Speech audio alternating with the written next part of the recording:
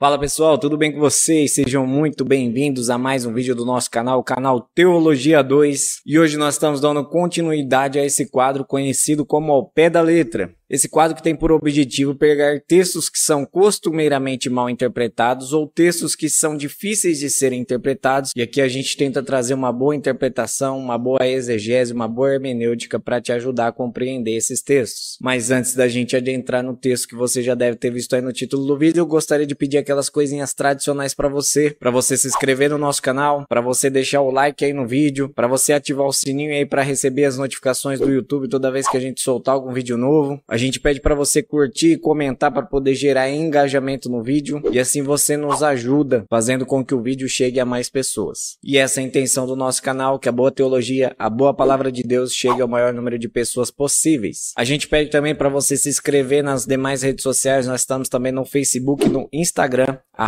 @teologia2, é só você procurar a gente lá e você vai nos encontrar. Feitos os devidos pedidos, nós vamos para analisar o texto então. Como você deve ter visto aí no título do vídeo, hoje nós vamos falar sobre aquele famoso texto que diz que a letra mata, mas o espírito vivifica. Essa passagem tem sofrido com a interpretação dela ao longo do tempo, porque muitas pessoas utilizam desse texto para criar uma dicotomia entre o estudo da palavra e uma vida de espiritualidade, onde algumas pessoas chegam a afirmar que o ideal da vida cristã é que pessoas não se dediquem à teologia, aos estudos da palavra de Deus, mas sim se dediquem a uma vida de oração e dons espirituais, pois com base nesse texto eles afirmam que a letra mata, mais o espírito vivifica. Ou seja, eles dizem que quanto mais teologia você aprende, mais você estuda, mais morto e frio você fica, enquanto quanto mais você ora e mais você busca os dons espirituais, mais vivo você fica, porque é o espírito que te vivifica. O grande problema com essa interpretação é que Paulo em nenhum momento ele está falando sobre isso e está criando essa diferença entre o estudo da palavra e uma vida de oração e de espiritualidade. Como nós sempre dissemos aqui no canal, se você quer encontrar o verdadeiro sentido de uma passagem, você deve sempre analisar o contexto e nunca analisar a passagem isolada. E essa passagem ela é tão mal interpretada que o entendimento dessa passagem pode ser encontrado no próprio versículo. Vamos ler o versículo 6, o texto diz assim: o qual nos capacitou para sermos ministros de uma nova aliança, não da letra,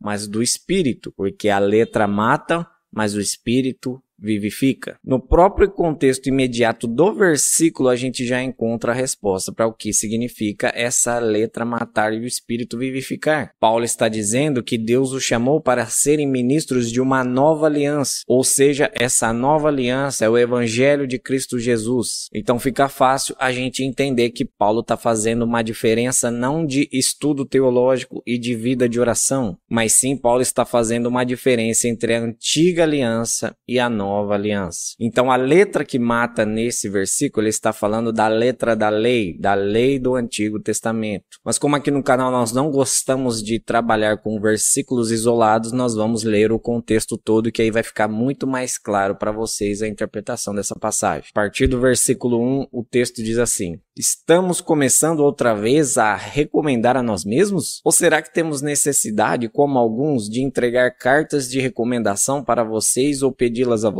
Vocês são a nossa carta, escrita em nosso coração, conhecida e lida por todos. Vocês manifestam que são carta de Cristo, produzida pelo nosso ministério, escrita não com tinta, mas com o Espírito do Deus vivo, não em tábuas de pedra, mas em tábuas de carne, isto é, nos corações. E é por meio de Cristo que temos tal confiança em Deus. Não que por nós mesmos sejamos capazes de pensar alguma coisa, como se partisse de nós. Pelo contrário, a nossa capacidade vem de Deus, o qual nos capacitou para sermos ministros de uma nova aliança, não de letra, mas do Espírito, porque a letra mata, mas o Espírito vivifica. E se o ministério da morte, gravado com letras em pedras, se revestiu de glória a pontos de os filhos de Israel não poderem fixar os olhos na face de Moisés, por causa da glória do seu rosto, ainda que fosse uma glória que estava desaparecendo, como não não será de maior glória o ministério do Espírito? Porque se o ministério da condenação teve glória, em muito maior proporção será glorioso o ministério da justiça. Então, como você pode verificar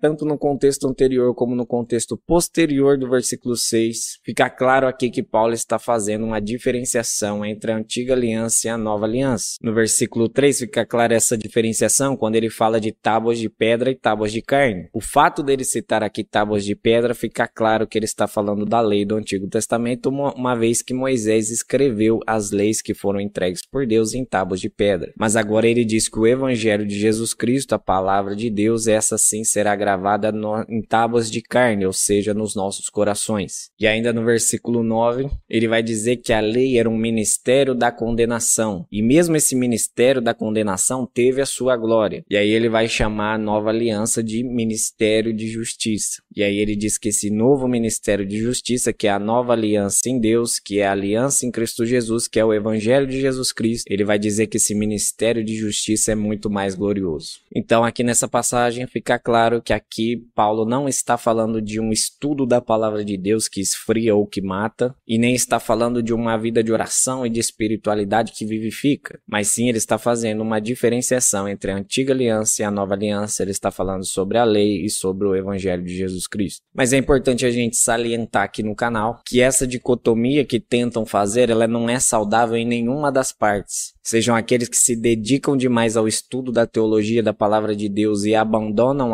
as questões espirituais de oração e dos dons, quanto aqueles que buscam demais os dons espirituais e a vida de oração e esquecem da teologia da palavra de Deus, que é o que norteia a nossa vida. Aqueles que buscam demais a teologia e abandonam a vida de piedade e a vida de oração, eles correm um risco grandioso de cair no legalismo, e geralmente esse pessoal costuma cair em discussões que são desnecessárias. Já o pessoal que pende muito mais para a vida de oração e da vida de espiritualidade, que eu diria que é muito mais um espiritualismo do que espiritualidade, esse pessoal costuma cair no misticismo, costuma cair em superstição gospel. Então a Bíblia e os autores bíblicos nunca criaram essa dicotomia entre vida de oração e espiritualidade, vida de estudo e dedicação e meditação à palavra de Deus. Exatamente porque as duas são extremamente importantes. E as duas devem ser equilibradas. Ao mesmo nível que eu busco a teologia, deve ser o mesmo nível que eu busco em oração e espiritualidade. Uma vez foi perguntado ao teólogo A.W. Tozer se era mais importante meditar na palavra de Deus ou se era mais importante orar. E a resposta dele foi: o que é mais importante para um passarinho? A asa da direita ou a asa da esquerda? E uma outra discussão que há nesse texto é a discussão do porquê então Paulo não usou a palavra lei e sim usou a palavra letra, sendo que Paulo poderia ter evitado a má interpretação desse texto se tivesse usado a palavra lei, pois nós já vimos claramente que ali ele está falando da lei do Antigo Testamento. Uma resposta possível para Paulo ter usado a palavra letra e não lei, nós podemos encontrar alguns versículos antes, no capítulo 2. Se nós lermos o verso 14, 15 e 16, talvez nós possamos entender porque Paulo usou a palavra letra e não lei. O texto diz assim: graças, porém, a Deus que, em Cristo, sempre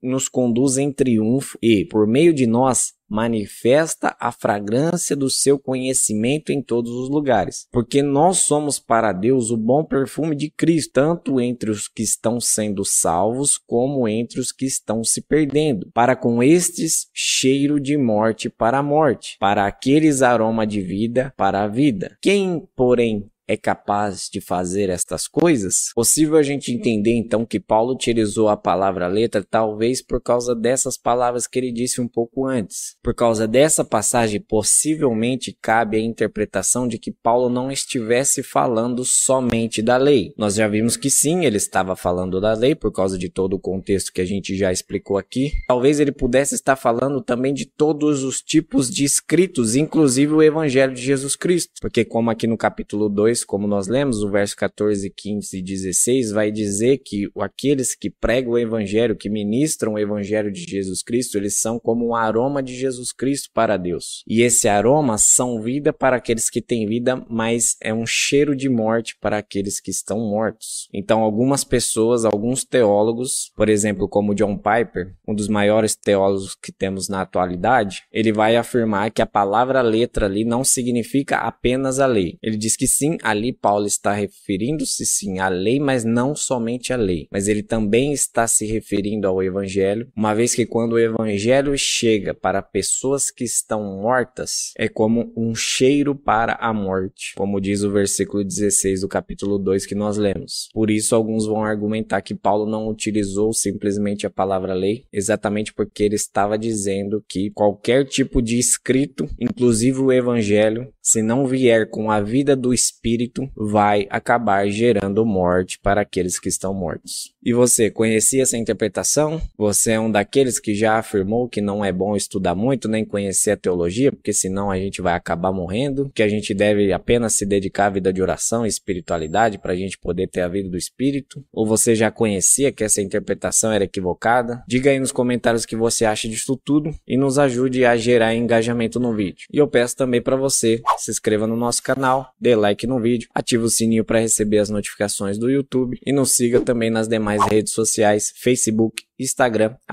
@teologia2, procura a gente lá e você vai nos encontrar. Se você gostou do conteúdo, compartilhe para mais pessoas, para abençoar a vida delas também. Amém? Deus abençoe a todos, fiquem todos com Deus e até o próximo vídeo.